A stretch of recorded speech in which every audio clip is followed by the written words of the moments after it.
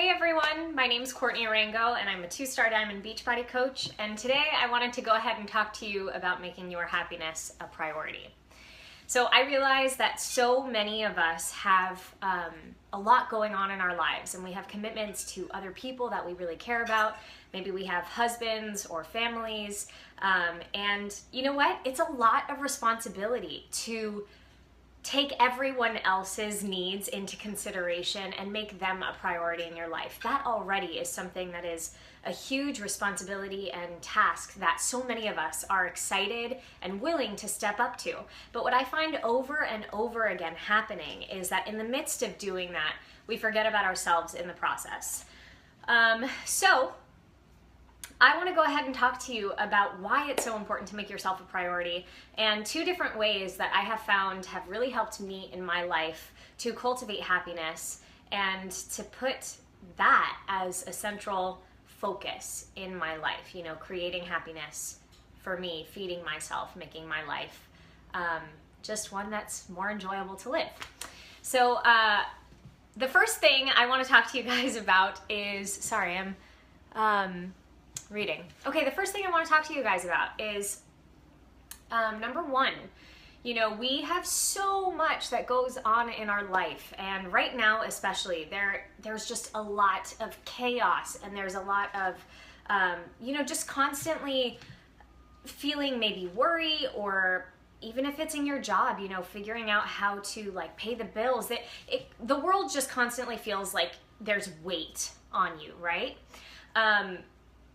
Well, that's just a reality we kind of have to accept, but that doesn't need to hinder you from living a happy and fulfilled life. So the first thing that I make a priority in order to be able to do this is I really invest in personal development. And for those of you who have no idea what the heck that is, this is something that as coaches we have drilled into us.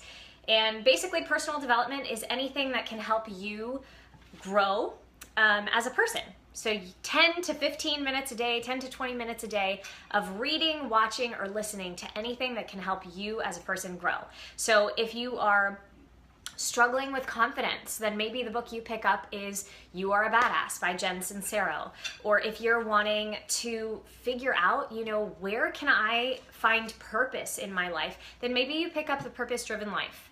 Or if you are really just wanting to cultivate more happiness in your life, be a more positive person, then maybe you pick up The Happiness Project or A Year of Yes by Shonda Rhimes. But my point being, whatever it is that you are wanting to focus on to be able to cultivate that more positive, happy mentality in your life, there is something out there to help you do that. So again, I cannot stress enough the importance of personal development and what that has done for me. And I highly, highly, highly recommend it, because for those of you guys who are struggling to make yourself a priority, your happiness a priority, and you're feeding all of these other people and their dreams and their goals without feeding yourself, it's huge, huge, huge, guys, to know that unless you're pouring into yourself, you can't give fully to other people.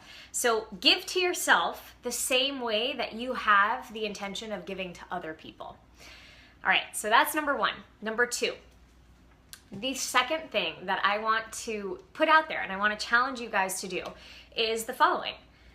Start taking notice of all of the very small, minute, beautiful things that happen in your day.